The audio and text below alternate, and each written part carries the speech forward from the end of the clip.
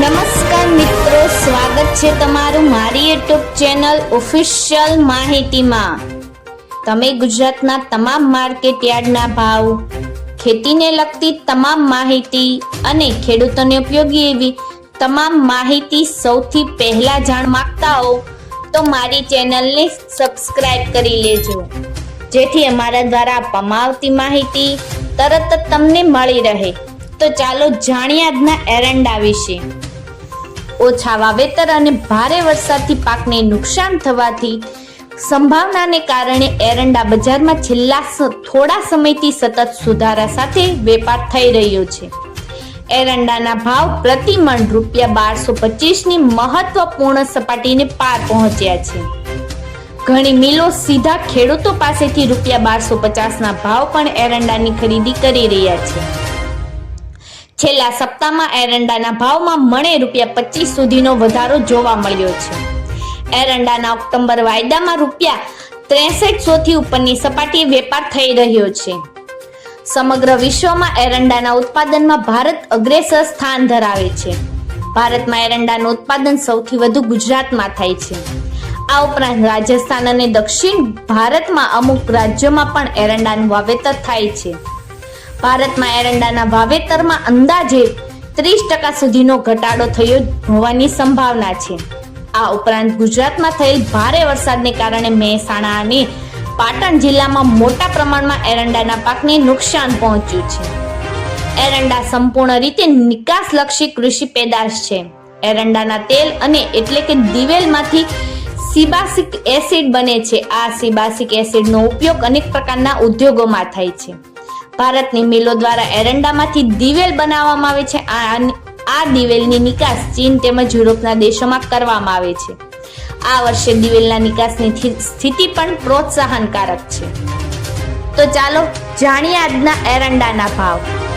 રાજકોટમાં 1125થી 1220, ગોંડલમાં 900 થી 1216, જૂનાગઢમાં 1050 થી 1203, જામનગરમાં 1120 થી 1228, સાવરકુંડલામાં 1009 થી 1160, જામજોધપુરમાં 1051 થી 1196, જેતપુરમાં 1051 થી 1181, ઉપલેટામાં 1095 થી 1195, મહુવામાં 1000 થી 1037, અમરેલીમાં 1030 થી 1225, હળવદમાં 1200 થી 1244, ભચાઉમાં 1225 થી 1240, ભુજમાં 1225 થી 1235, રાજુલામાં 1051 થી 1052, દશાડા પાટડીમાં 1215 થી 1230, ડીસામાં 1230 થી 1261, ભાંભરમાં 1211 થી 1262, પાટણમાં 1220 થી 1266,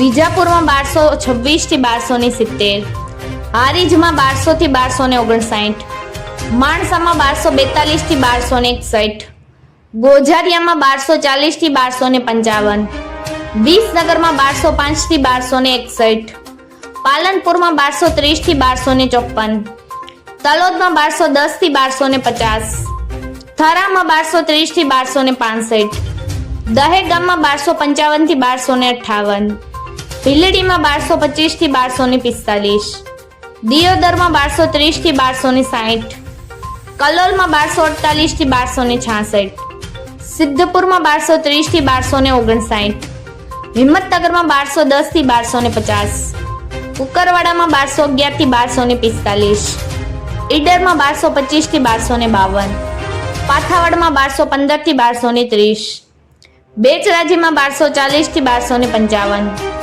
કપડવંજમાં 1050 થી 1150, વિરમગામમાં 1197 થી 1247, થરાદમાં 1140 થી 1250, રાસણમાં 1200 થી 1250, બાવળામાં 1267 થી 1268, રાંધનપુરમાં 1230 થી 1260, આંબલિયાસરમાં 1235 થી 1262, ઇકબાલગંજમાં 1245 થી 1248, લાખાણીમાં 1231 થી 1258, પ્રાંતિજમાં 1180 થી 1210, વારાહીમાં 1220 થી 1238, ચાણસમાં 1187 થી 1233, દાહોદમાં 1110 થી 1120।